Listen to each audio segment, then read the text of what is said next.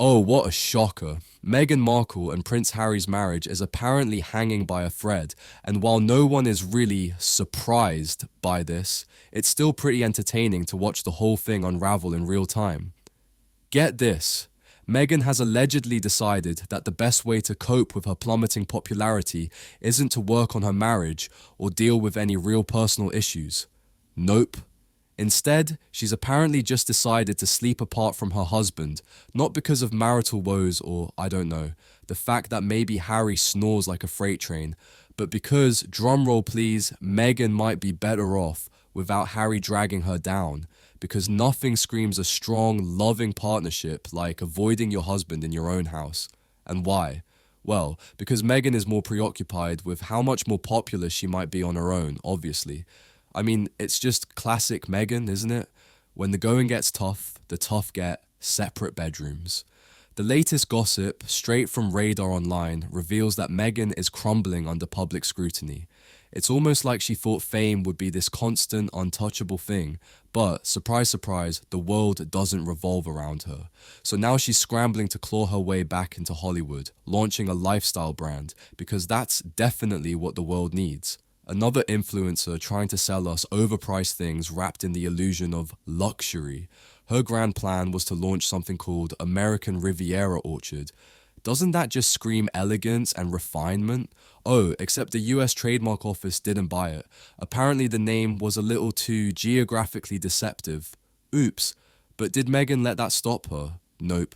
She changed it to As Ever and pretended like the first name was a fleeting thought that never happened. And the show goes on. Meanwhile, Harry is doing what he does best these days, probably giving another self-important speech about climate change, all while hopping on private jets.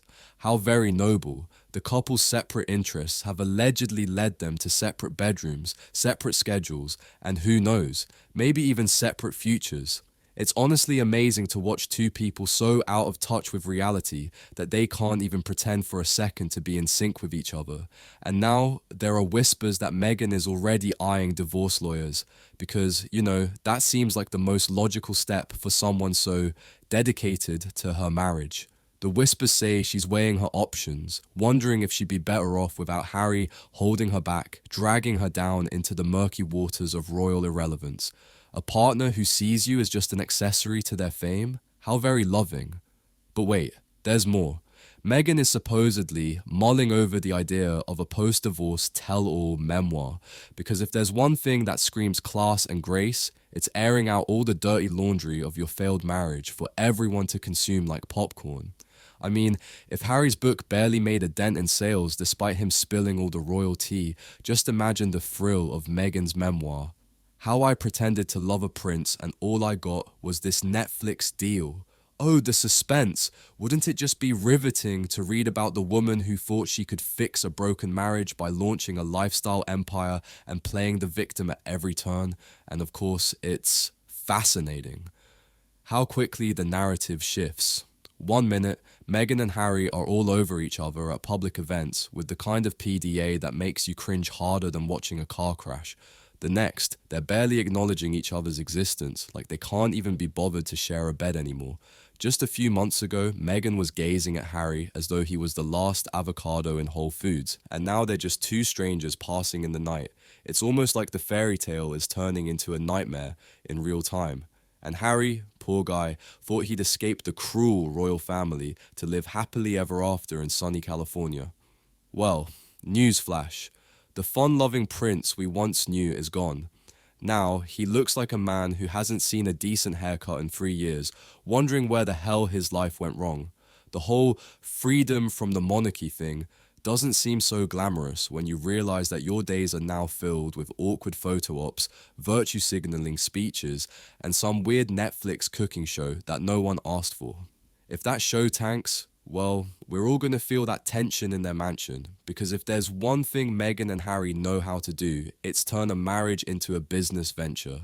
So what's next for these two? Are they in the makeup phase, or has reality finally set in and they've accepted that it's over?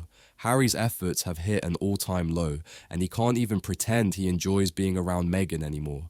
And Meghan, well, she seems to be laying the groundwork for her exit strategy, but only if she gets a hefty payout, of course. She's made it crystal clear that if they do split, she wants the royal title, the property, and all the perks that come with it.